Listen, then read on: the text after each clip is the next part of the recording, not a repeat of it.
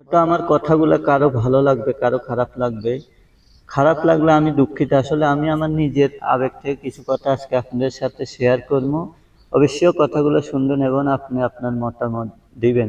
আজকে কথাগুলো বলবো রাজনৈতিক বিষয় নিয়ে। আর অবশ্যই সবাই শেয়ার করে দিতে চেষ্টা করবেন। আজকে সবাই দোষ দিচ্ছে সরকার খারাপ, সরকার তেল দে, গ্যাস দে, পানি দে। আরে ভাই, তেল দে, গ্যাস দে, পানি দে, দিবে কোত্থেকে?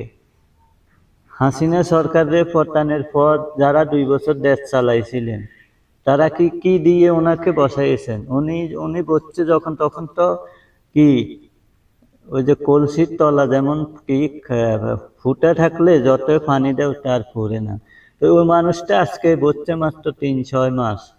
তো এখন উনি কি করবে? দেশের যে করুণ অবস্থা আপনারা 2-3 বছরে করছেন, এর থেকে সে ভালো কিভাবে করবে? আমার থেকে সে কোত্থেকে আনবে? দেশে থাকলে তো সে এনে আজকে দিবে। আবার কেউ বললেন না যে আপনি ইন্ডিয়া বিএনপির দালালি করেন। ভাই, দালালি না, যেটা সত্য ওটা সত্যকে সত্য বলতে হবে, মিথ্যেকে মিথ্যে বলতে হবে। তারেক রহমান সাহেব বলছে গদিতে ওনার অনেক সময় লাগবে। একটা বাংলাদেশ চাইলে যখন তখন পরিবর্তন করা যায় না। উনি তো ওনার জায়গা থেকে চেষ্টা করতেছে, হয়তো হয় না।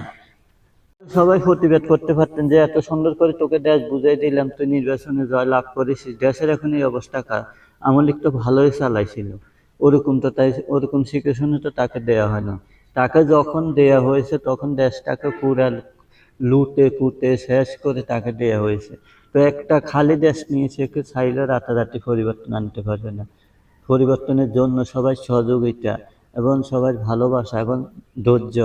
একটা মানুষ চাইলেও রাতারাতি দেশের যে অবস্থা, আমার মনে হয় না, আমার দৃষ্টিতে সে পরিবর্তন চাইলেও করতে পারবে না।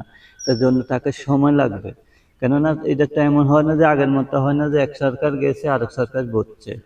এক সরকার থাকা অবস্থায় দেশটাকে শেষ করে দিছে। ওই সরকার তো বুঝে দিবার সুযোগ হয় না। তার আগে যারা 2 বছর বসছে তারা লুটে ফুটে খেয়ে তারপর তাকে বুঝিয়ে দিয়েছে। তো সে বেচারা এখন কি করবে? তাই বড় বড় কথা না, কাজ করতে হবে, সরকারকে সহযোগিতা করতে হবে, পথ দেখাতে হবে কি মিলে করলে ভালো হয়। ভাই, দেশ আমার, আপনারা সবাই। তাই কারো উপর জুলুম করে হিড়াহিড়ি করে আন্দোলন করে কোনোদিনও সমস্যার সমাধান হবে না।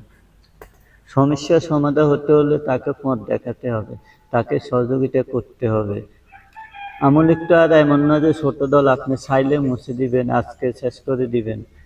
কেননা দলে হলো আওয়ামী লীগ বিএনপি, দুইটা দলে বাংলাদেশের। আর বড় দল নয়। আর যারা এরা আসতেও দেরি নেই, যাইতেও দেরি নেই, দিন শেষে এরাই থাকবে। আমরা যতই বলি না আওয়ামী লীগ শেষ হয়ে গেছে, ওরা তো 2 বছর ক্ষমতা পেয়েছিল, কই আওয়ামী লীগকে শেষ করতে পারেছে? পারে না, কেউ পারবে না। এই দুই দল আছে, থাকবে। এই দুই দলের উপরে মানুষকে আস্থা দেখে চলতে হবে, পথ দেখাতে হবে। তাই আওয়ামী লীগের কি করছে না করছে ওটা না ভেবে দেশকে এখন কিভাবে সামনে নেওয়া যায় ওগুলোর কাজ করতে হবে, তাকে সহযোগিতা করতে হবে সবাই মিলে। কেননা আওয়ামী লীগের কথায় যদি কেউ কষ্ট পেয়ে থাকেন সেজন্য আমি দুঃখিত। আমি আমার আবেগ থেকে কিছু কথা বলছি। আপনার অবশ্যই আপনার মতামত দিয়ে ভিডিওটি শেয়ার করবেন।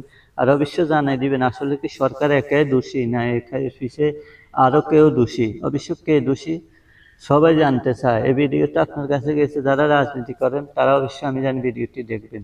তাহলে অবশ্যই আপনার মতামত জানাবেন।